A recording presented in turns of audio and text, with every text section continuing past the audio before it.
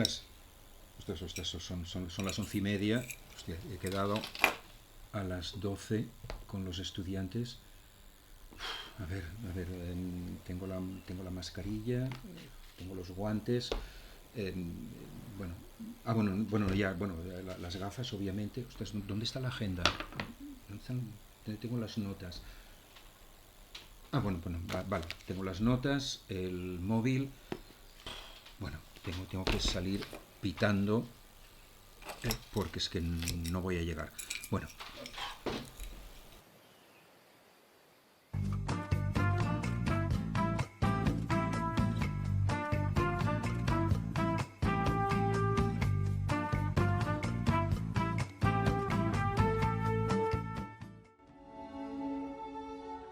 In many ways, the work of a critic is easy. We risk very little, yet enjoy a position over those who offer up their work and themselves to our judgment. We thrive on negative criticism, which is fun to write and to read. But the bitter truth we critics must face is that in the grand scheme of things, the average piece of junk is probably more meaningful than our criticism designating it so. But there are times when a critic truly risks something, and that is in the discovery and defense of the new. The world is often unkind to new talent, new creations. The new needs friends. Last night I experienced something new. An extraordinary meal from a singularly unexpected source. To say that both the meal and its maker have challenged my preconceptions about fine cooking is a gross understatement. They have rocked me to my core. In the past, I have made no secret of my disdain for Chef Gusteau's famous motto, "Anyone can cook," but I realize only now do I truly understand what he meant. Not everyone can become a great artist, but a great artist can come from anywhere. Estamos en la misma sala donde lo dejamos el día anterior. Seguramente me alargué un poco demasiado y no pudimos contemplar demasiadas obras. Bien, hoy, en la sesión de hoy, en la visita de hoy, vamos a intentar avanzar un poco y vamos a recorrer al menos una, dos, tres, seguramente 4 o 5 salas, haciendo lo mismo que hicimos el día anterior, la visita anterior, el viernes pasado, comentando alguna de las obras. Desde luego, si tenéis cualquier pregunta, duda, comentario a hacer sobre las obras que estamos viendo, que vamos a ver, u otras, no dudéis en comunicaros a través de Atenea, o enviando un mensaje, o incluso a través de Skype. No hay ningún problema. Bien, ¿qué vamos a ver ahora? ¿Ante qué estamos? Estamos ante la obra de Alexander Calder, que se llama sin título, de 1931. En concreto estamos ante 2 obras de Alexander Calder, en la figura 5. Bien, estas 2 obras son lo que se llaman móviles, o lo que, no sé si fue Calder o algún crítico que los denominó así, porque efectivamente estas esculturas pertenecen al género artístico de la escultura, o al menos allí están enclavadas o clasificadas. Son unas piezas muy ligeras, compuestas de alambre y de pequeños volúmenes, casi siempre de madera o de corcho, que se pueden mover, es decir, que el viento, en principio es el viento el que las agita. Creo que en principio no se deberían poder tocar y nunca fue posible tocarlo, sino que tenía que ser el azar, el viento, el que abrir o cerrar una puerta, abrir o cerrar una ventana, etcétera, el que las agitara. ¿Por qué estas obras son importantes en la historia, pero también en la teoría del arte. Incluso diría casi son más importantes en la teoría del arte. Aparte de la relación que tienen con el juego, son unas obras, digamos, con una dosis de humor, son unas obras muy, aparentemente muy sencillas, que no pretende ser otra cosa que un juego, supuestamente, y que por tanto, digamos, son una buena demostración de que el arte siempre ha tenido que ver con el juego. Es decir, hay una carga de humor, incluso en representaciones trágicas o, sí, digamos, en representaciones que puedan sobrecoger. Eh, pero otro de lo que aportan estas obras es que contradicen, y es la primera vez que ocurre, creo que es la primera vez o las primeras veces que ocurre, que contradicen uno de los postulados de la teoría del arte occidental que enunció un filósofo en el siglo XVIII llamado Lessing. Lessing intentó destacar y diferenciar, digamos, el alcance y las posibilidades de la poesía, digamos, de la escritura, pero bueno, sí, de la poesía y de las artes plásticas, tanto pintura cuanto escultura. Es decir, Lessing evidentemente partía del presupuesto de que la poesía y las artes plásticas, pongamos la poesía y la escultura, desde luego ofrecen una imagen naturalista de la realidad, es decir, una imagen reconocible de la realidad, una realidad, digamos, tangible o imaginable, si estamos hablando del mundo de los dioses y de los héroes. Digamos, todas las escenas, tanto de la religión cristiana cuanto de la mitología grecolatina. Bien, pero comentó que lo que podía hacer la poesía, lo que podían hacer la poesía y la escultura o la pintura eran cosas muy distintas. Es decir, ofrecían o eran capaces de, no es que fueran capaces, es que solo podían captar un aspecto distinto en cada caso, un aspecto de la realidad o de la historia que plasmaban o narraban. Para Lessing, las artes plásticas solo pueden captar objetos quietos. Esto no significa que los objetos o los seres o los entes no estén ni puedan estar en movimiento. Pero las artes plásticas no pueden reflejar este movimiento. Evidentemente estamos en un momento mucho antes del cine, del vídeo, etc. Por tanto, de las artes de la emoción, del movimiento. Por tanto, la pintura y la escultura solo pueden reproducir seres que están quietos o solo pueden mostrar un aspecto, iba a decir un instante, de un movimiento. El problema entonces es cómo sugerir el movimiento si estamos, si lo único que podemos hacer son imágenes fijas. Una imagen fija, en principio, es muy difícil que traduzca el movimiento. En el mundo del cómic, que incluso las artes plásticas han utilizado, hay una serie de indicaciones, de convenciones gráficas, de rayas, etcétera, que pueden sugerir el movimiento. Pero, digamos, una imagen sin estos recursos gráficos convencionales y conocidos y asumidos por todos, evidentemente no puede, no puede mostrar el movimiento. Lessing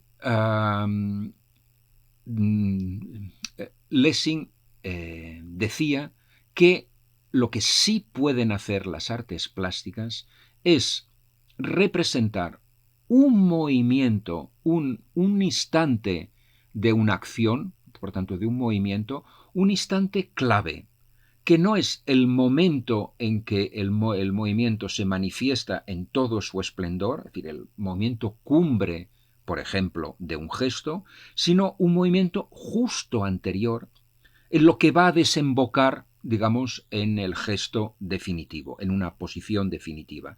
Y por tanto, las artes plásticas están poseídas por una cierta tensión, porque cuando uno ve una imagen, no está viendo un movimiento plenamente desarrollado, pero a punto de desarrollarse, y entonces mentalmente uno completa este movimiento y mentalmente, digamos, la escena se anima.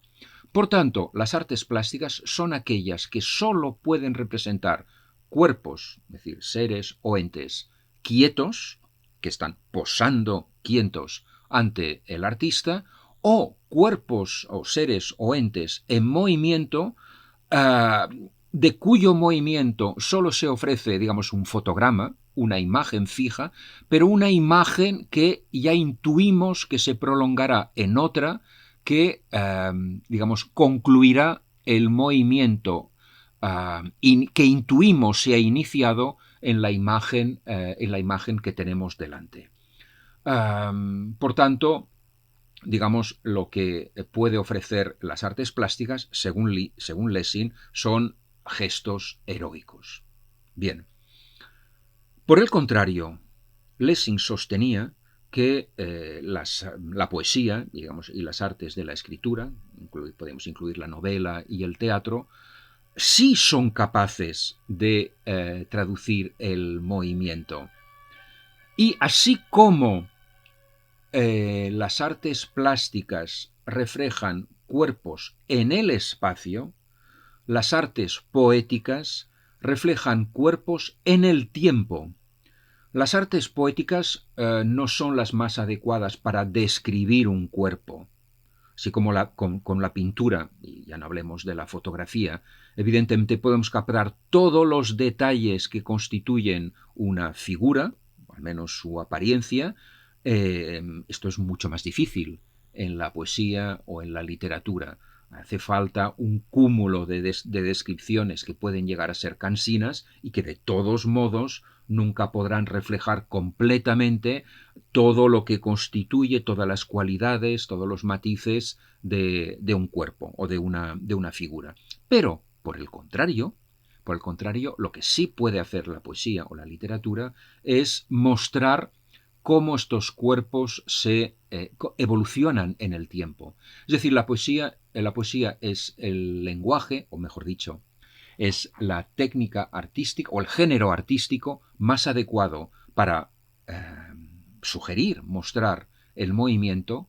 Es, por tanto, el género artístico más adecuado para tratar el tema del tiempo, del paso del tiempo, cómo los cuerpos se mueven necesariamente en el tiempo. Se mueven en el espacio, evidentemente, pero evolucionan en el tiempo, porque pueden moverse en un mismo espacio. Mientras que las artes plásticas, por el contrario, son el género artístico más adecuado, más pertinente para retratar un cuerpo quieto en el espacio y que no se mueve, aunque su movimiento puede ser sugerido por, digamos, la posición en la que se retrata dicha figura. Bien, esto es un postulado que enuncia Lessing, es un postulado que además, digamos, responde a una preocupación teórica que surge en el Renacimiento, y es la comparación entre la poesía y la pintura. Como sabemos, supongo que lo hemos visto en Historia del Arte, evidentemente, o en Teoría 1, digamos, Leonardo postuló la absoluta superioridad de la pintura, puesto que es capaz precisamente de ofrecer un retrato más fiel, más vivo, vivo entre comillas, un retrato más fiel de, digamos, del mundo que nos rodea, que solo puede ser sugerido largamente por la poesía. Lessing, y esto, digamos, la lucha entre, la comparación entre la poesía y la pintura, digamos, es casi un tópico de la teoría del arte clásica. Del arte clásica. Leonardo en realidad fue el primero, no sé si el único, pero que postuló que la pintura era superior a la poesía, lo cual era curioso y lo cual era muy innovador, porque la pintura era considerada como un género menor, era un género, digamos, artesano, que implicaba trabajo, esfuerzo, dedicación, mientras que la poesía, si recordamos sobre todo el tema de la inspiración, la poesía podía enunciarse, digo decir, de golpe. En un ataque de trance se podía componer o enunciar una obra, un poema deslumbrante. Por tanto, digamos, la poesía era considerada superior a las artes plásticas. La poesía era arte, las artes plásticas eran artesanía, digamos, ¿no? Calder, digamos, vuelve sobre este tópico y, digamos, le da la vuelta. Y le da vuelta mostrando que las artes plásticas, y en concreto la escultura son, son un género artístico que no solo documenta la realidad, sino que, y no solo sugiere el movimiento, sino que crea movimiento. Es decir, los móviles de Calder son una auténtica revolución en la historia del arte, al menos en Occidente, puesto que incorporan una categoría que hasta entonces solo existía en poesía, dado que el movimiento o el tiempo lo incorporamos nosotros cuando leemos en voz alta o leemos para nosotros un poema y tenemos que ir leyendo, portando, interpretando en el tiempo para ir captando lo que la poesía nos está contando o nos está describiendo.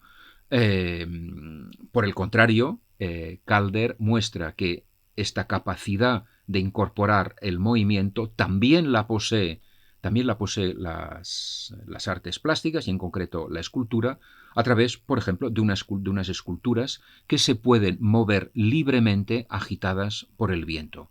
A partir de Calder, evidentemente, se abrirá toda una corriente artística. Pensemos en el arte cinético de los años 50, 60 y 70, en la que incluso, digamos, las esculturas o incluso los cuadros, los relieves, se les añadirá un motor y que hará que todos los elementos que configuren o que componen la obra se vayan moviendo con movimientos a veces estudiados, otras veces aleatorios. También aparecerán instalaciones, grandes instalaciones de elementos muy ligeros y se invitará a los espectadores a recorrerlos, es decir, a introducir el movimiento, un doble movimiento, el movimiento del espectador recorriendo estas esculturas y el movimiento de los elementos agitados por el paso del espectador. Es decir, la incorporación del movimiento que Alexander hace en unas obras que por otra parte son juguetonas es, digamos, una absoluta revolución en el arte. Perdonar, Calder además introduce otra novedad. Bien, en todo caso os dejaría ver una de las primeras obras de Calder, que es seguramente la obra que lo hizo más conocido. Calder además no se postulaba como artista, simplemente se postulaba, no sé cuál era su profesión, digamos, inicial, pero desde luego no se presentaba a sí mismo como artista. Calder realizó toda una serie de figuras eran unos juguetes, toda una serie de figuras de alambre, que eran personajes de circo, el domador, los payasos, animales, etc., hechas simplemente de alambre o digamos unas figuras muy sencillas, y creó un circo de juguete que él mismo movía movía manualmente y lo dotó de música. Es uno de las obras más curiosas y no sé si emocionantes o emotivas del arte moderno. En realidad es un espectáculo circense pensado para niños, además, que con unas figuras modeladas, creadas, compuestas y agitadas por Alexander Calder. Por tanto, realmente es digamos, una de las demostraciones más palpables de la relación, por un lado, del juego y del arte, de los conceptos de arte y de juego, y por otra parte, otra de las demostraciones, como ya habíamos visto al hablar de las obras de Torres García, de la influencia del mundo infantil en el arte moderno. Otra de las cosas que sí quería comentar es que los móviles de Calder, en realidad consisten en siluetas nada más. Y por tanto, pero que siluetan en ocasiones volúmenes. Si volvemos a contemplar una de las esculturas, vemos que los alambres que se mueven o que intuimos que se podrían mover, estos brazos, etcétera, articulados, están soportados por una pirámide sugerida a través de sus límites. Por tanto, esta escultura evidentemente incorpora el vacío. En realidad es una pirámide vacía. Podemos ver, digamos, el espacio que se encuentra detrás a través de ella. El incorporar el vacío en la escultura, que es casi una contradicción, porque una escultura es un cuerpo plano, es una forma, un ser, un ente corpóreo, denso, macizo. Incluso hay una expresión en francés para designar las esculturas que se llama un rond de bosse, lo cual significa que son objetos absolutamente macizos. Bien, el que, digamos, desmontó la escultura fue Gargallo, este escultor catalán, contemporáneo de Calder, que creó toda una serie de esculturas, por ejemplo, de retratos, como este retrato de Greta Garbo, que estamos viendo en este momento, que no forma parte de la colección del MACBA, y en la que, digamos, el retrato lo tenemos nosotros en la cabeza, porque en realidad son unas pocas piezas que sugieren un ojo, la boca, el perfil y el pelo, pero ni siquiera el óvalo de la cara está completamente dibujado. Y en este caso, incluso en esta obra, el vacío es predominante, es decir, elementos tangibles son escasos y ni siquiera están unidos. Por tanto, Gargallo fue, y siempre se ha dicho, que es el que, digamos, vació la escultura y, digamos, permitió que la escultura se convirtiera no en un obstáculo, sino en un tránsito, digamos, permitiendo que el espacio fluyera a través de ella. Calder utiliza también esta noción e incorpora el espacio, pero incorpora algo más que Gargallo nunca incorporó. Calder incorporó el movimiento. Bien, sigamos con la visita y pasemos a la sala siguiente. En esta sala, que ya está dedicada al arte de los años 50, creo que destacan, es seguramente la sala que tiene alguna de las obras yo creo que más importantes o más interesantes, junto con la sala que acabamos de ver. Por ejemplo, ahora, bueno, nos hemos detenido ante la figura número 7, que es un óleo, no sé si llamarlo así, de Jean Dubuffet, que se llama El perro ladrador, Le Chien Jappeur, una obra del 1953. Bien, Jean Dubuffet es un artista francés que tiene, cuya carrera casi podemos decir se divide en tres partes, y la que seguramente es la más interesante, bueno, las más interesantes son las dos primeras. Jean Dubuffet es, aparte de artista, también fue coleccionista y iba a decir prácticamente casi también teórico de las artes, ya que tras la Segunda Guerra Mundial y, digamos, el derribo o destrozo emocional, aparte de físico y económico y moral, que causó, Jean Dubuffet empezó a interesarse por el arte de los enfermos mentales. Es decir, sobre todo en Francia y en Suiza se aplicaba una técnica para intentar, digamos, no sé si devolver un poco de cordura en un mundo que ya no tenía, a estos enfermos, y se les, digamos, se les pedía o se les invitaba a dibujar o a pintar.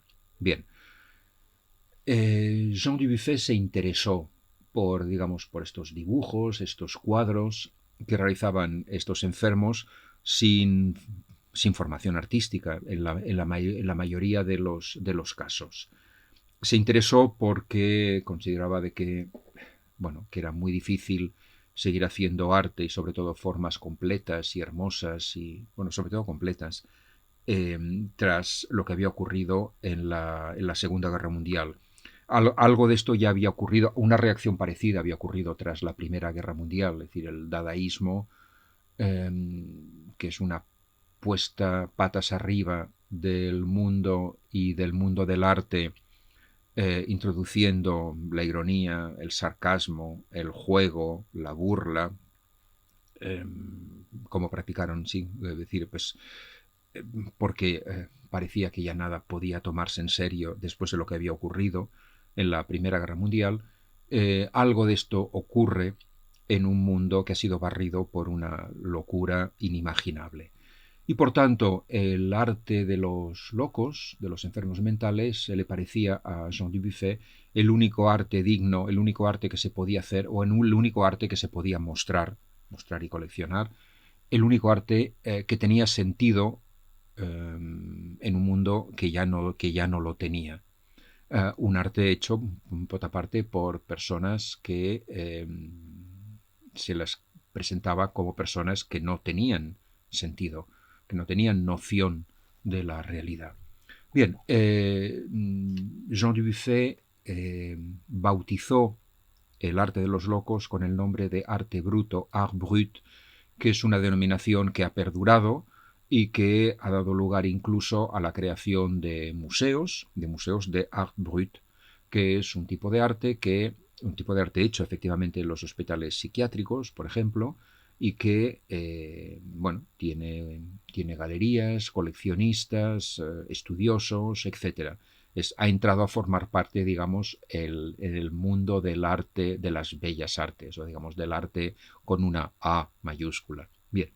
Y Jean Dubuffet no solo fue el descubridor o el promotor o la persona que más se interesó y más defendió el arte de los que habían perdido la razón, sino que al mismo tiempo los consideró que eran obras de arte modélicas y que por tanto el artista que no estaba loco, tenía no que hacerse pasar por un loco en absoluto, lo cual hubiera sido grotesco, patético o inmoral, sino que tenía que inspirarse en la manera de hacer de los locos, que no están marcados por digamos, por códigos artísticos, porque o los desconocen, o se olvidan de ellos, o no los recuerdan, y que por tanto, supuestamente, pintan y dibujan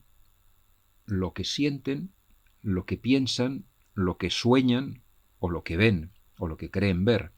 No, pero mejor dicho, lo que ven.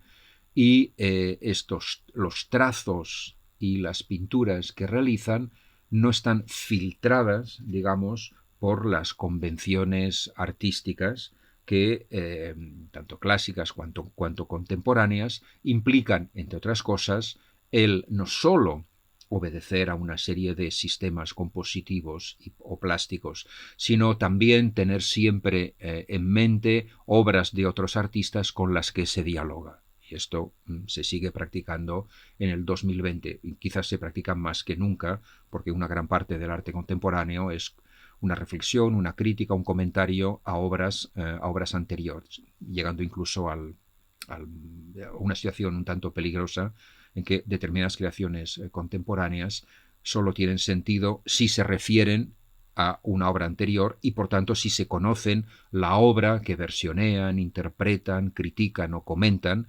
porque en sí esta obra, sin esta referencia, esta obra es o ininteligible o ininteresante.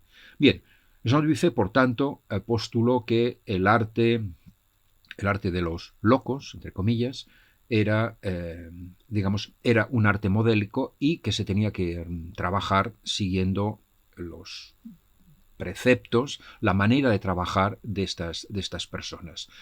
Al mismo tiempo, postuló que lo que había que hacer era trabajar con materiales prácticamente de desecho, paja, tierra, arena, materiales que ya los surrealistas como Joan Miró habían introducido, bueno, incluso antes, ya Picasso había introducido papeles recortados, retales de periódico, es decir, materiales humildes, cotidianos, y los había incorporado en sus pinturas o incluso en los collages, siendo seguramente uno de los inventores de la técnica del collage.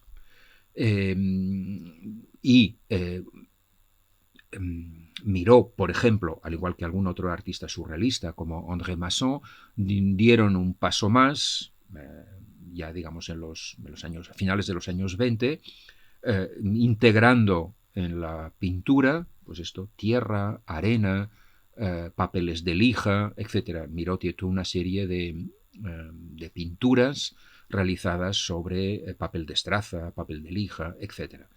Bien, Jean Dubuffet, digamos, siguió en esta línea, no solo incorporando tierra, hierbas, etcétera, es decir, paja, sino prácticamente convirtiendo estos materiales en el tema de la obra.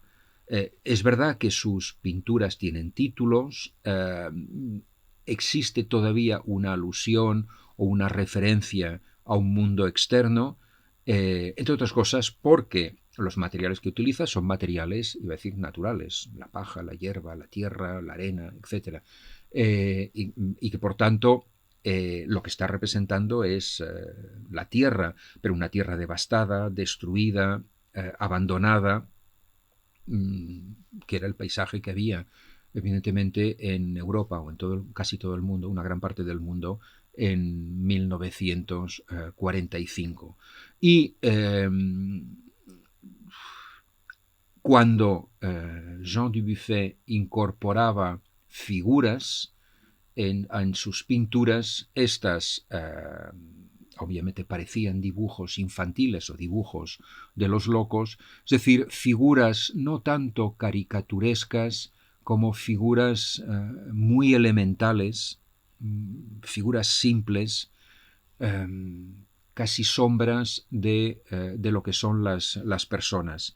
Es decir, figuras elementales en un intento de olvidar las reglas, las convenciones, las normas impuestas que habían llevado, entre otras cosas, a la confrontación de la Segunda Guerra Mundial y volviendo, por tanto, a un estado casi precivilizado, un estado natural, en que los seres humanos no están revestidos de normas de conducta y de normas de maneras de vestirse, sino que se pueden presentar como lo que son unos seres inocentes, sencillos y perdidos.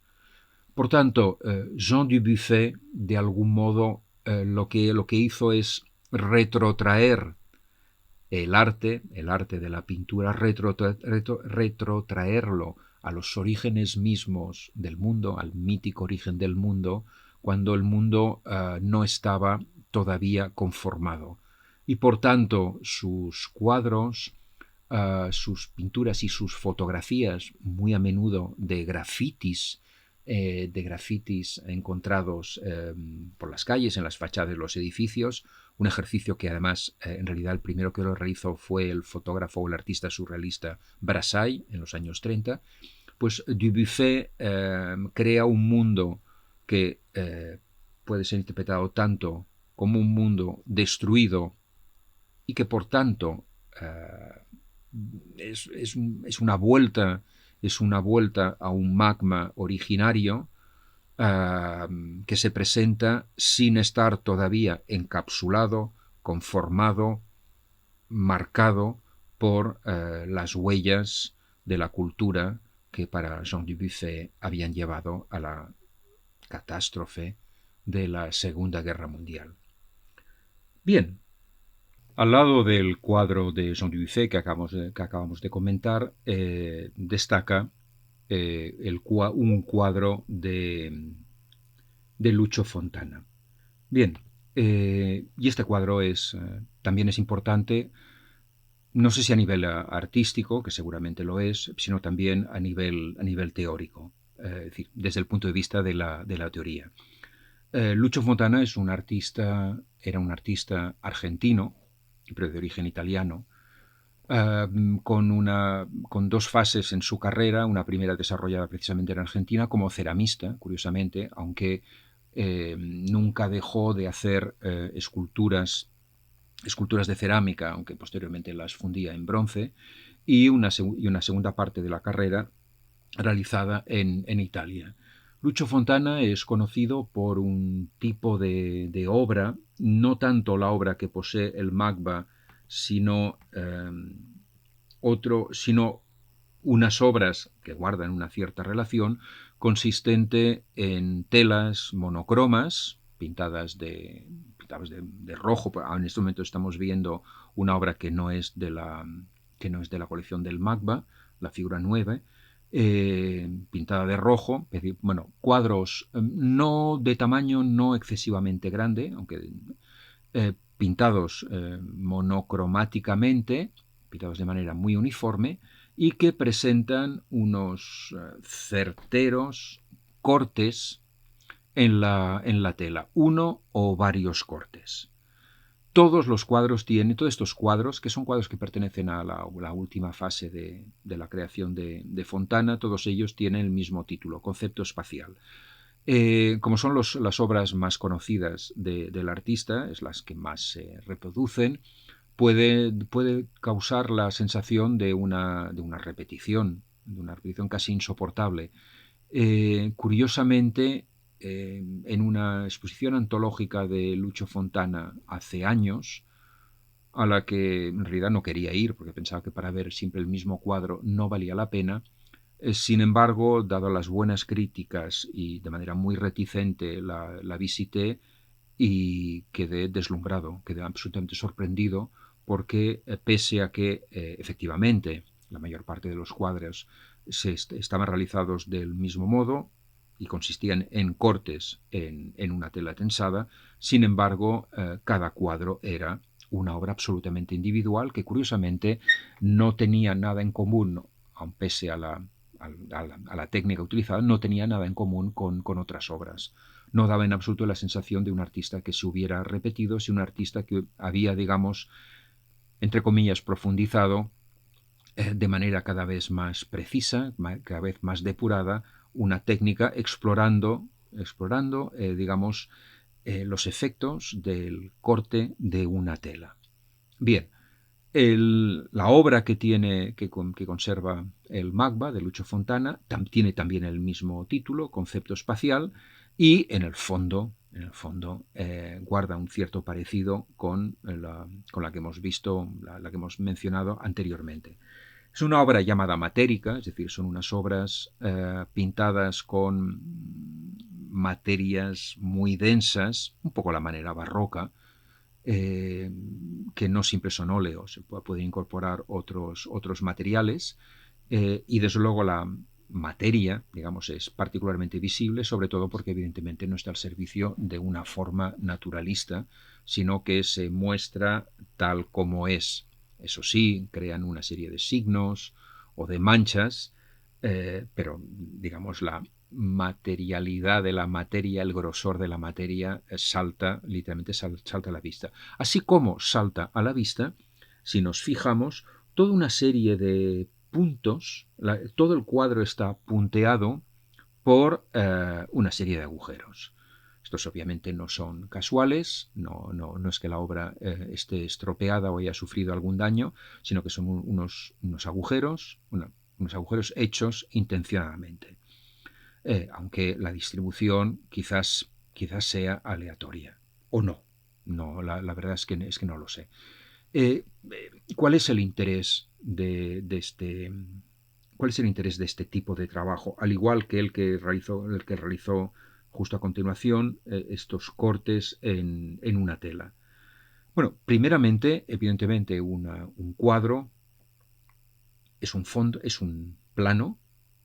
Evidentemente es una tela o una tabla sobre el que se van aplicando capas de pintura, de aceites, de barnices, etcétera, o de otros materiales, como hemos visto, arena, paja, etcétera, y que ya sea se presentan en sí mismo como materiales, ya sea se ponen al servicio de crear formas geométricas, abstractas o naturalistas, lo que queramos.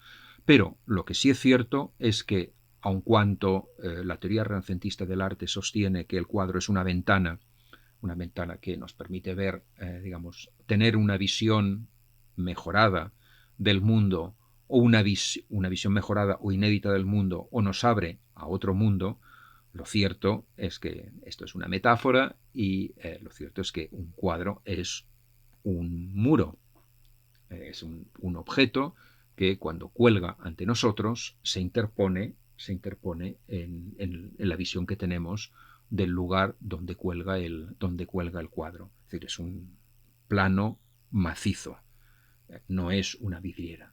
Esto desde luego, aunque Marcel Duchamp haya pintado cuadros sobre vidrio. Bien, por tanto, nuestra visión, el eje de visión queda cortado por el plano del cuadro.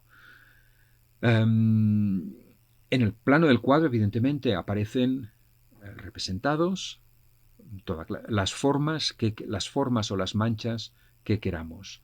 Y estas formas están pintadas o dibujadas. Y por tanto constan de una serie de materiales o de líneas que se han aplicado o trazado sobre este fondo. Bien, lo que hace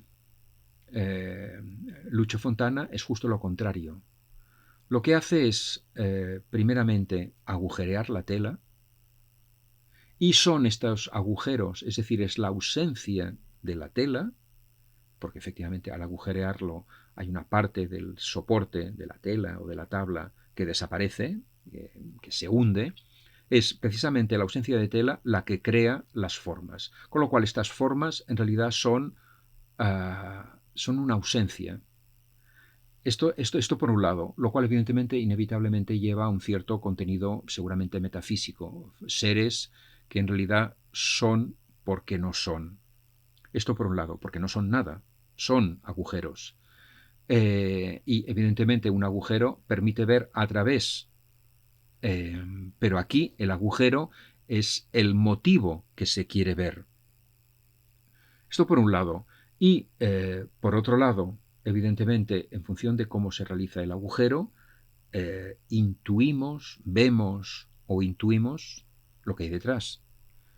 Con lo cual, uno de los postulados de la pintura, que es mostrarnos otro mundo, o una versión mejorada del mundo, con lo cual lleva al cuadro a tapar una parte del mundo y reemplazarlo por una imagen muy distinta. En este caso, el cuadro no se interpone en la percepción que tenemos del espacio, sino que nos permite ver o intuir el espacio a través de estos cortes o de estos agujeros. Y por tanto y eso sí, la visión que tenemos del espacio a través de los agujeros es una visión distinta que la que tendríamos si no existiera, iba a decir, este filtro. En este caso, el cuadro se presenta como un filtro que de algún modo agudiza la visión y nos ofrece, también es cierto, una visión distinta, una visión parcial, distinta, entrecortada del espacio que nos rodea, con lo cual nos permite ver el mundo tal como es, pero descubriendo aspectos del mundo que en principio no percibiríamos o no sabríamos percibir si no existiera esta especie de malla que el cuadro constituye.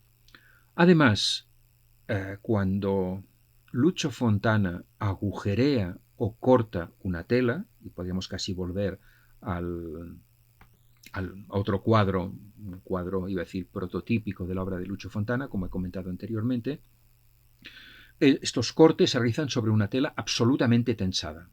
Es decir, por tanto, es un plano rojo. Claro, cuando con un cúter, con un objeto muy cortante, se realizan estos cortes, que se realizan realmente, además que Lucio Fontana realizaba de un solo trazo, de un solo golpe. Supongo que se tuvo que entrenar bastante antes de lograr estos efectos, porque tampoco deben ser fáciles de realizar. Inevitablemente, dado la tensión de la tela, digamos, los bordes se encogen, el corte se abre ligeramente, lo cual permite ver efectivamente o intuir lo que se encuentra detrás, pero sobre todo, al mismo tiempo, lo que se crea es una especie como de paisaje, como unas ondulaciones. Y por tanto, si el arte de la pintura es la plasmación de un mundo tridimensional en una superficie bidimensional, y por tanto se crea una ilusión de realidad, de corporeidad, a través de unas figuras que no son corporales, sino que son planas. Perdonar el ruido, se ha caído un objeto. En este caso, el cuadro literalmente incorpora la tercera dimensión, incorpora una tercera dimensión en su superficie. Y por tanto, la diferencia que existe entre pintura y escultura, siendo la pintura la representación del mundo a través de dos dimensiones y la escultura a través de tres, esta diferencia se estompa, se va diluyendo en estos cuadros de Lucio Fontana, que pueden ser vistos tanto como pintura como relieves. Y es el propio plano del cuadro el que, con estas ondulaciones, digamos, aporta o integra una tercera dimensión. Y por tanto, el propio cuadro se convierte en un paisaje. La pintura, la representación tradicional del mundo, evidentemente intenta representar no solo formas, cuerpos, entes o seres, sino lo representa en un espacio. En este caso, este cuadro lo que incorpora el espacio real en el cuadro, al mismo tiempo que nos permite descubrir el espacio que se encuentra detrás del cuadro. Un cuadro siempre ha sido visto como, digamos, como un espejo, y por tanto lo que muestra puede ser interpretado como lo que se encuentra detrás del plano virtual del cuadro. En este caso, lo que nos permite ver es el espacio que está realmente detrás del cuadro. Y por tanto, con estos trabajos, con estas obras todas ellas tituladas Conceptos espaciales, lo que hizo y lo que logró, porque me parece que lo logró Lucio Fontana, es precisamente una reflexión sobre el papel de la representación artística, el papel de la representación plástica o pictórica del mundo, mostrando que a través de las pinturas podíamos tener una percepción distinta del mundo en el que nos encontramos, del mundo que nos rodeaba. Y al mismo tiempo nos quería mostrar que los espacios que el arte representa o pinta no son espacios ilusorios, sino son espacios reales y tangibles, tan tangibles como estos cortes que realiza o estos agujeros que realizaba en la tela y que, digamos, eliminaban la barrera que el cuadro constituía y por tanto el espacio delante y detrás del cuadro ya no quedaba interrumpido por él mismo, sino que fluía a través del cuadro, convertido en este caso más en una malla que permite el tránsito entre lo que se encuentra delante y detrás de este velo.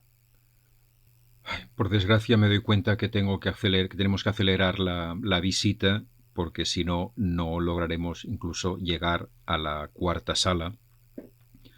Por tanto, me excuso, vamos avanzando un poco y nos vamos a detener, nos vamos a entrar en una sala oscura, es la sala en la que estamos entrando, en la que, aparte de unas vitrinas de madera que contienen figuras geométricas talladas en mármol, a lo mejor nos puede sorprender o podemos descubrir una escultura, instalación, no sé muy bien cómo calificarla, que consiste en o se compone de un cable eléctrico al que están unidas bombillas. Y este cable cuelga del techo, discurre verticalmente y se enreda un poco en el suelo. El cable es, digamos, más largo que la altura de la sala o que la altura a la que ha sido colgado. Y evidentemente esto es intencionado. Bien, la pregunta que nos podemos hacer es, bueno, ¿y esto qué es y qué interés tiene? Y seguramente en este caso, pero esto también ocurre en muchos casos, el tener un conocimiento un poco de a qué responde esta obra, seguramente nos permite entenderla o apreciarla mejor. Es cierto que, digamos, en una sala oscura, pues una tira de luz con unos puntos luminosos es atractivo. En cualquier feria, digamos, sí, feria o acontecimiento, celebración, podemos encontrar bombillas parecidas la relación no es casual, porque efectivamente esta tira de bombillas es la misma que aparecen en los entoldados y en los decorados de fiestas populares. Pero el tener algo más de información sobre a qué responde esta obra seguramente nos puede permitir entenderla mejor. He comentado que esto no es específico de esta obra, aunque desde luego en este caso es necesario, porque en realidad si no sabemos nada de mitología greco-latina o nada iba a decir de mitología o digamos, de historia sagrada cristiana, bueno, seguramente no entenderemos gran cosa de todo el arte creado en Occidente hasta el siglo XIX o principios del siglo XX. Pero es que por otra parte, mi conocimiento de la mitología o de la religión hindú y desde luego de las religiones sintoístas, perdón, o de distintas religiones chinas, hacen que para mí, digamos, la escultura hindú sea relativamente enigmática y al final no logre demasiado interesarme a ella, me parezca más extraña y más enigmática o misteriosa de lo que es para una persona que evidentemente comparte este credo. Por tanto, tener conocimientos previos nos ayudan a interpretar, pero no solo interpretar, también a disfrutar de una obra. Bien, esta obra de Félix Fernández Torres, en la figura 15, se titula sin luz, pero tiene en realidad un subtítulo, que es Última Luz. Y esto ya nos puede dar alguna pista. Esta obra consiste efectivamente en un cable con bombillas de estas que se utilizan en los entoldados, efectivamente. Y evoca, por tanto, una fiesta, o evoca más bien el final de una fiesta, cuando se desmontan todos los entoldados, las telas, todos los elementos utilizados. Lo último que queda normalmente son estas tiras de bombillas, que hay un momento que se empiezan a descolgar y evidentemente hay un momento en que una de estas tiras que colgaba a cierta altura horizontalmente acaba colgando verticalmente y arrastrándose por el suelo.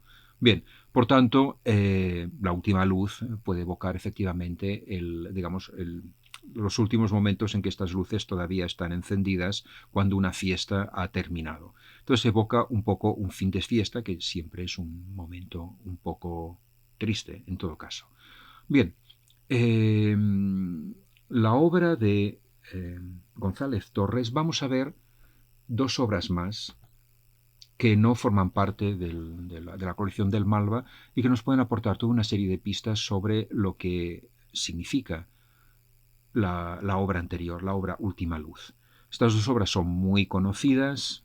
Una se llama, sin título, pero Retrato de Ross en Los Ángeles, y la otra se llama, también sin título, pero con un subtítulo, Amantes Perfectos. La primera consta, es muy posible que la hayáis visto porque es una obra que ha sido muy expuesta, es decir, no solo en exposiciones permanentes, pero también en exposiciones temporales. Es una obra de finales de los 90, bueno, no, de principios de los 90, perdón, que consiste en un montón de caramelos, literalmente caramelos muy, muy sencillos, envueltos en papeles de celofán de colores, que se tienen que presentar exactamente de este modo. Se tienen que presentar amontonados, formando una pirámide, en una esquina de la sala. Tienen que ser obras siempre expuestas en la esquina. No levantan mucho cabeza, es decir, si alcanzan el montón, debe alcanzar 30, 40 centímetros más o menos de altura, y la base pues debe tener 50, 60 o 70 más o menos. Se distinguen, sí, se distinguen en la sala, pero no son obras que digamos que saltan a la vista. Y siempre se acompañan de un cartel en que se indica que, por favor, cualquier visitante coja un caramelo. Se pide limitarse a uno solo. Bueno, se pueden coger alguno más. Y además se invita a comerlo sin ningún problema. Es decir, son caramelos comunes y desde luego comestibles. Bueno, la otra obra consiste en dos relojes de cocina, relojes bastante corrientes, que se cuelgan en la pared de una sala de exposiciones, y se cuelgan tal como se presentan tal como los vemos en la fotografía, uno al lado de otro, muy cerca, y son relojes que podemos pensar que, ya que estamos viendo una fotografía y no una filmación, son relojes que están funcionando. No, son relojes que están parados, y están parados exactamente a la misma hora. Bien, el título de esta obra, Amantes Perfectos, ya puede dar unas indicaciones. Son, digamos, evidentemente son como el símbolo, la representación alegórica de dos seres que están muy cerca el uno del otro, dos seres idénticos, son como almas gemelas, sin duda, y que tienen el reloj parado exactamente a la misma hora, bueno, porque se han detenido a la misma hora, como porque han dejado de funcionar exactamente a la misma hora, y lo cual significa que eran relojes que estaban perfectamente acoplados. Evidentemente daban la misma hora, como cualquier reloj en principio, y no estaban ni atrasados ni avanzados. Pero lo que sí que es singular no es que dos relojes den la misma hora, sino que se paren exactamente a la misma hora, es decir, prácticamente al mismo segundo.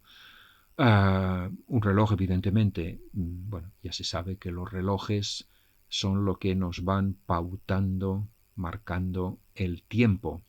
Hay una canción de Jacques Brel que se llama Los Viejos, y que va mostrando cómo en un comedor va sonando un reloj de pared que va marcando la hora de manera inmisericorde. Digamos, los relojes Sobre todo los relojes de pared tienen este sonido tan pautado, ton, ton, ton, cada cuarto de hora, además suenan cada cuarto, cada media hora, cada hora, van dando la hora de día y de noche, día tras día, si se les da cuerda. Y cuando ya no se les da cuerda es cuando ya no hay nadie para darles cuerda. Y en esta canción de Jacques Brel va mostrando que los relojes esperan a quienes están en la casa y que por tanto nos van dando la hora, nos van marcando la hora, el tiempo que hemos pasado y el tiempo que todavía nos falta. Y cuando el reloj se interrumpe, cuando el reloj se para, de algún modo, nuestra vista, también nuestra vida se para, porque ya no tenemos tiempo, ganas o posibilidades o fuerzas de cambiar las pilas o de darle cuerda. Bien, y cuando si dos relojes idénticos, uno al lado de otro, que evidentemente no son relojes funcionales, nadie tiene dos relojes idénticos colgados en la pared, si estos relojes se han interrumpido exactamente al mismo tiempo, es porque la o las personas, cada reloj seguramente simboliza una persona, se han detenido, han fallecido al mismo tiempo. Esto por un lado, dos personas que estaban perfectamente sintonizadas y que por tanto vivían al unísono. La obra anterior, la obra que se llama Retrato de Ross en Los Ángeles, es una obra que alude al amante del artista, Félix González Torres, que murió de sida. Es una obra, por tanto, es una obra de arte funerario que no tiene ninguna de las connotaciones del arte funerario. No hay nada en la obra que aluda, bueno, menos quizás la forma de la pirámide, pero no hay nada que aluda, digamos, a la muerte. Y desde luego, y no, es decir, salvo la forma piramidal que se intuye, no posee ningún elemento iconográfico característico del arte funerario.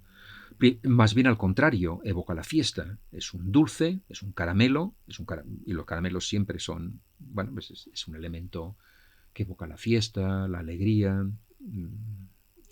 digamos, el entretenimiento. Son caramelos además muy sencillos, de los que particularmente los niños disfrutan, y son caramelos que están al alcance de la mano, son golosinas, literalmente golosinas, y bueno, lo dulce evoca también la fiesta. Recordemos las bombillas de la obra anterior. Como había comentado, estos caramelos se pueden coger. De esta obra existen varios ejemplares, lógicamente, y la cantidad de caramelos, o mejor dicho, el montón de caramelos, pesa exactamente, es decir, pesa exactamente lo que pesaba el amante de Félix González Torres. Evidentemente, con la enfermedad del SIDA, esta persona se fue apagando, cada vez más delgada, hasta prácticamente convertirse prácticamente en un esqueleto. Los museos o los coleccionistas que poseen esta obra tienen, por un lado, la obligación de tener en reserva suficientes caramelos para que esta obra siempre pese lo mismo. Pese a que, perdón, la repetición de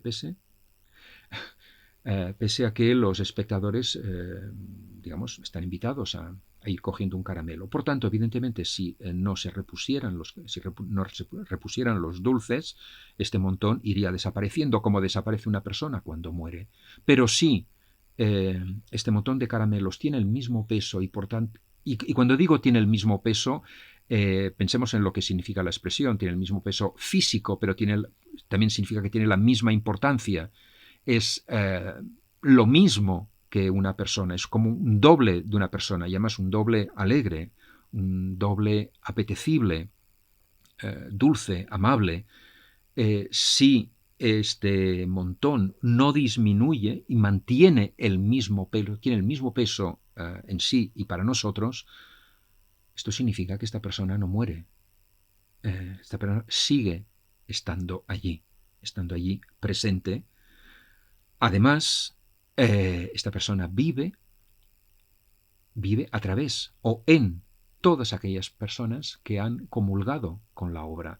Y cuando digo comulgado, quiere decir que han participado de la idea que esta obra expresa, pero que también se han comido físicamente la obra. Los caramelos que todos en un momento u otro hemos engullido hace que una parte de esta persona esté en nosotros. Y por tanto, esta persona llamada Ross, que murió, en realidad no ha muerto, porque no solo digamos, lo que lo representa sigue estando allí, sino al mismo tiempo vive a través de nuestras vidas, porque nos ha alimentado y nos ha endulzado la vida siquiera por un momento. Por tanto, en realidad es una obra que es un canto, más bien un canto de esperanza. Y volviendo a la obra que sí se expone en el Malva, en la Última Luz, obviamente también es una obra que evoca una fiesta, como los caramelos, por ejemplo, una fiesta sin duda que ha llegado al fin, ciertamente. Una fiesta que se expresa, que se evoca a través de un elemento tan sencillo como una tira de bombillas. Lo que el artista ha pedido, también de esta obra existen varios ejemplares, con mayor o menos longitud. En realidad la obra se puede comprar en una ferretería. Perdón, el material que compone esta obra se puede comprar en una ferretería por, digamos, por muy pocos euros o dólares. Lo que sí pide Félix González Torres es que esta obra, cuando la obra se expone, no se expone siempre, se tiene que exponer enchufada. Esto es importantísimo y por tanto se tiene que ver, por tanto tiene que estar en una sala más o menos a oscuras, una sala que está iluminada precisamente por la luz que desprende esta obra, que es una obra por tanto que ilumina en todos los sentidos de la palabra el espacio y digamos permite que los visitantes se vean entre sí y puedan por tanto dialogar o comunicar. Pero al mismo tiempo Félix González de Torres también ha detallado que estas bombillas no se pueden cambiar. Por tanto, las bombillas se irán lentamente apagando y habrá un momento que ya la última luz habrá sido emitida y habrá un momento en que ya no habrá luces. Supongo que en este momento, no sé si en este momento, a partir de entonces, esta obra podrá ser expuesta. Desde luego las bombillas no se pueden, en este caso sí que no se pueden cambiar, así como en el retrato de Ross en Los Ángeles es importantísimo que digamos que los caramelos que se consumen se repongan. En este caso, por el contrario, las bombillas que se apagan, las bombillas que se funden, no pueden cambiarse. Por tanto, es una obra que, digamos, mantiene la luz un cierto tiempo, pero que acepta que esta luz lentamente se vaya apagando. Por tanto, en realidad una gran parte del arte de Félix González Torres es un arte que es un arte personal, es un arte biográfico, desde luego, y es un arte que juega con unos elementos muy sencillos, comprados en droguerías o en tiendas nada especiales, relojes, caramelos, bombillas, etc. Y todas ellas evidentemente aluden al paso del tiempo, no solo en el artista, sino sobre todo en las personas que se relacionan con él, en concreto, en este caso, su amante, aluden por tanto a la fugacidad de la vida, sin que este tránsito forzado o natural, forzado por la enfermedad o natural, sin que este tránsito sea vivido como una tragedia. Es más, fijémonos, así como el reloj y sin título evoca el tránsito y la obra se apaga o está apagada como la vida de una persona cuando llega a su final, la obra El retrato de Ross es una obra que alude a un final forzado, a un final iba a decir que no es natural sino causado por la enfermedad, y en este caso la obra se revela y muestra que en realidad este final no previsto Este final en realidad no ha ocurrido. Y por tanto, la obra, en este caso, mantiene en vida a una persona que ha muerto antes de tiempo, antes de que le llegara la hora, antes de que le llegara la última luz. Bueno, querría concluir esta visita, esta breve visita de la visita por la colección permanente del MACBA, con el comentario de una última obra que yo creo que es suficientemente atractiva, tanto desde el punto de vista plástico cuanto del punto de vista, iba a decir, teórico. Y con esto daremos por concluida esta visita y por tanto además las prácticas presenciales y virtuales que hemos llevado a cabo y desde luego invitaros a no contentaros simplemente con estas explicaciones, sobre todo con estas imágenes, con las imágenes de las obras, sino cuando los museos abran, eh,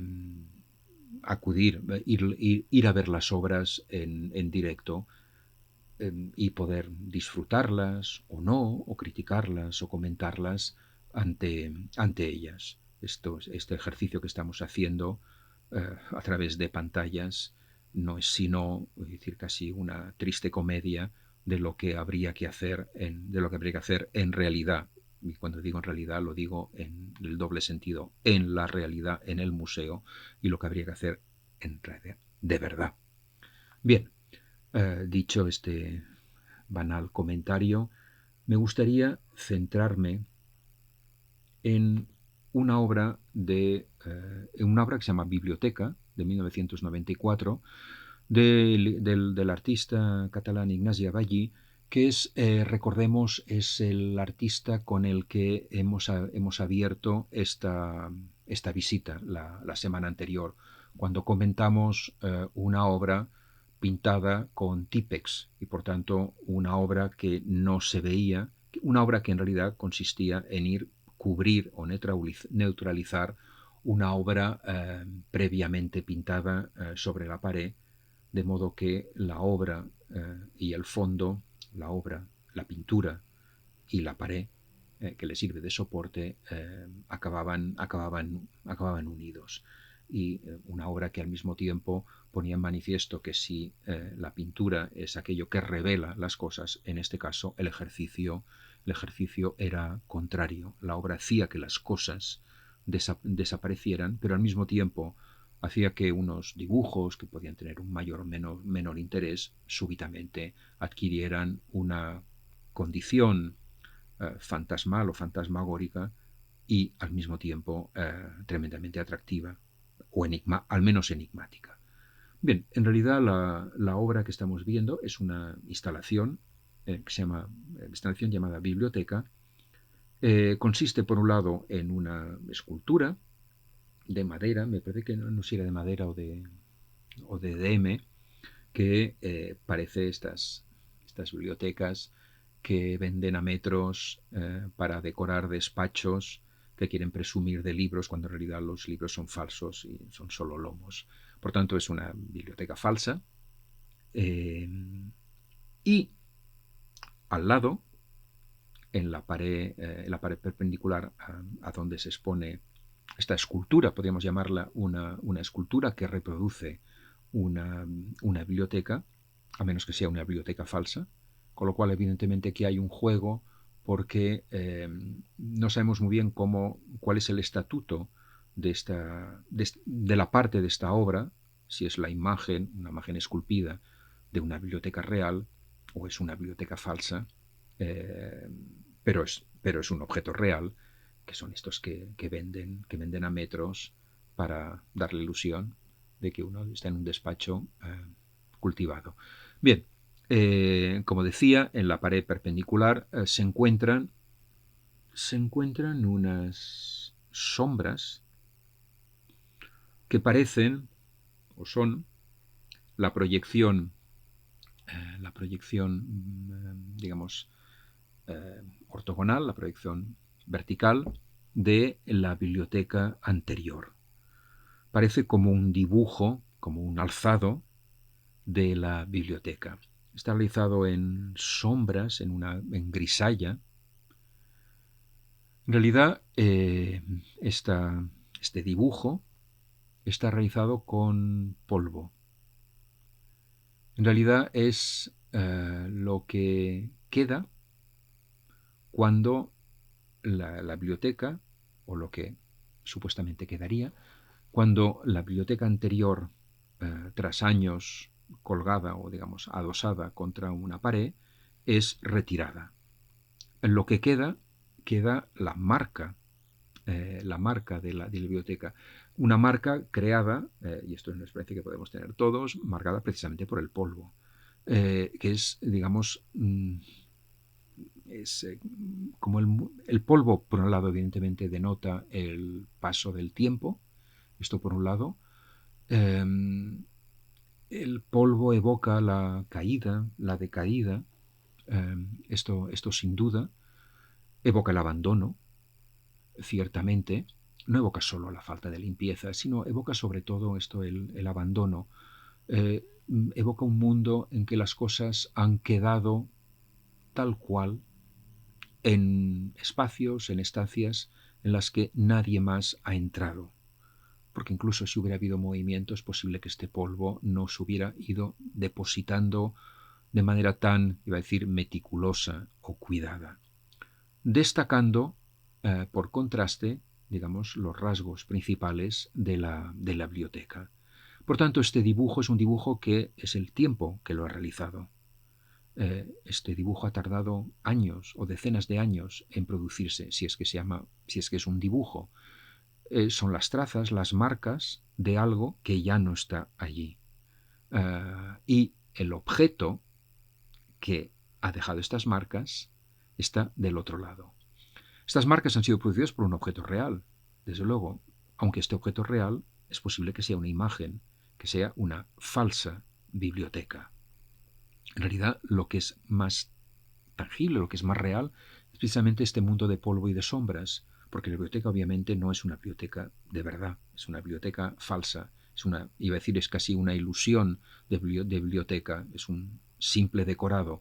El polvo, por ejemplo, por el contrario, que se ha ido pegando a la pared, es polvo real y es, digamos, una huella creada por un objeto real adosado contra la pared.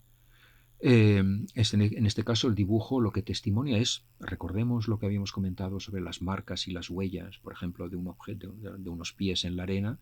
Esta marca ha sido creada precisamente porque, digamos, por un objeto que estuvo mucho tiempo en este lugar y que al retirarse ha dejado el polvo, casi con una connotación casi metafísica.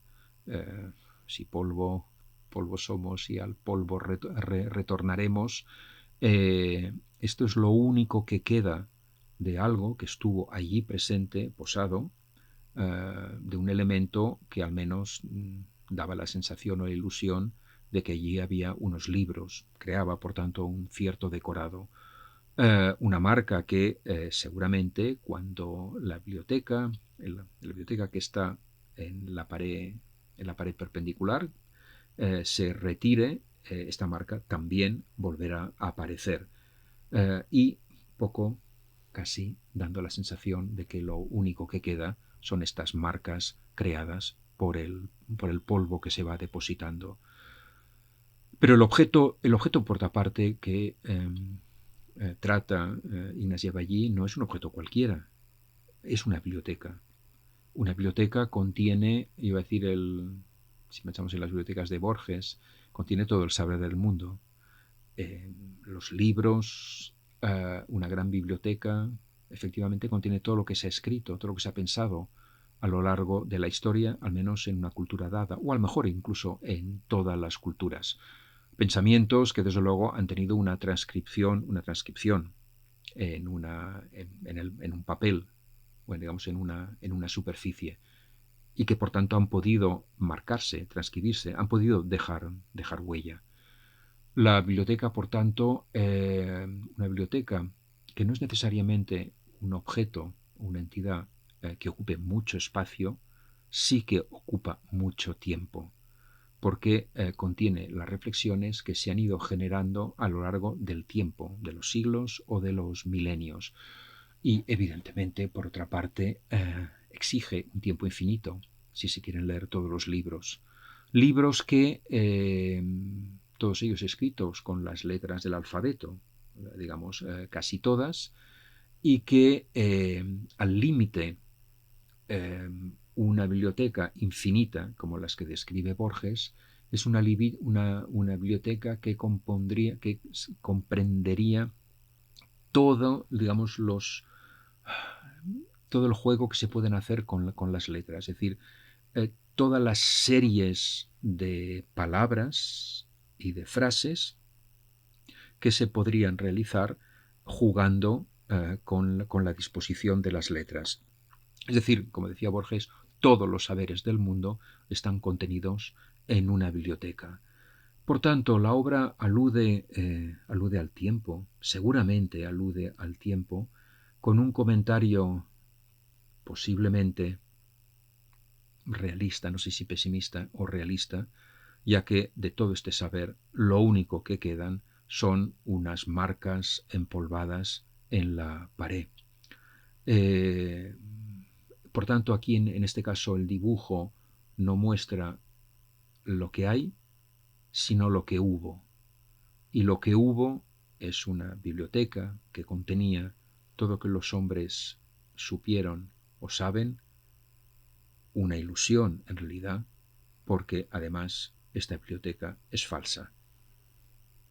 Bien, como comentaba anteriormente, con la obra de Ignacia Ballí, pues cerramos este ciclo de visitas de exposiciones, en este caso exposiciones permanentes, y al mismo tiempo cerramos este ciclo de visitas virtuales, perdón.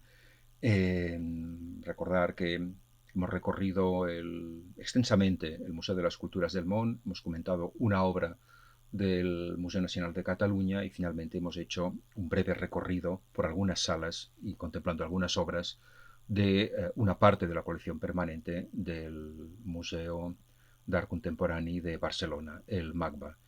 Por tanto, aquí terminan estas prácticas que completan que completan las que habéis realizado con Tiziano.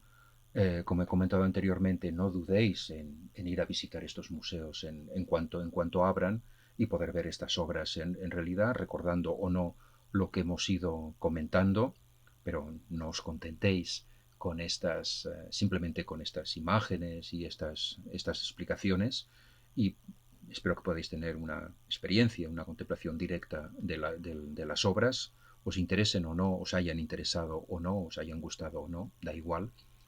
Desde luego, muchísimas gracias por haber seguido, por haber venido a las visitas o por haber seguido estas prácticas virtuales.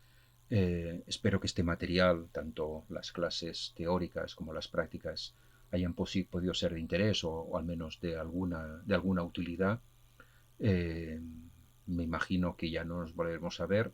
En todo caso, me temo que a partir del segundo cuatrimestre del año que viene, esperando que ya estéis en sexto y que estéis, por tanto, a punto de presentar el proyecto final de grado y, por tanto, seáis arquitectos y que lentamente nos vayáis reemplazando en la vida activa, si es que no lo estáis haciendo ya. Desde luego, pues desearos muchísima suerte y pese a los problemas que hemos tenido, evidentemente, estas dificultades que hemos tenido y el recurso de las clases virtuales, no quería terminar con una nota amarga o triste. Hemos tenido la suerte de poder realizar estas clases. Espero que se hayan podido seguir con más o menos comodidad y bueno, confío en que no os haya hecho perder, no nos hayamos hecho perder excesivamente el tiempo y simplemente desearos muchísima suerte en el sexto y último curso. Pues nada, hasta pronto, quizás. Suerte.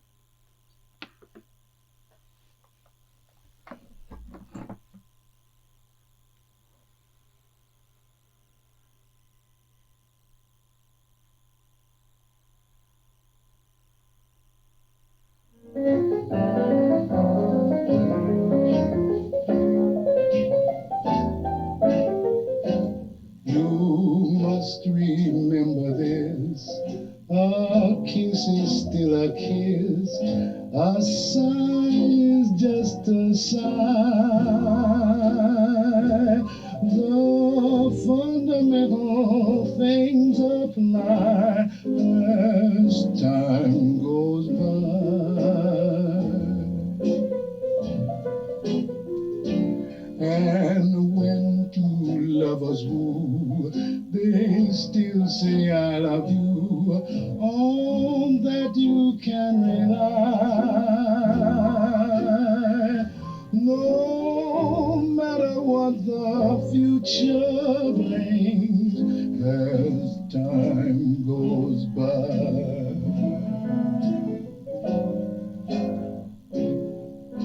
Moonlight and love songs are never out of date.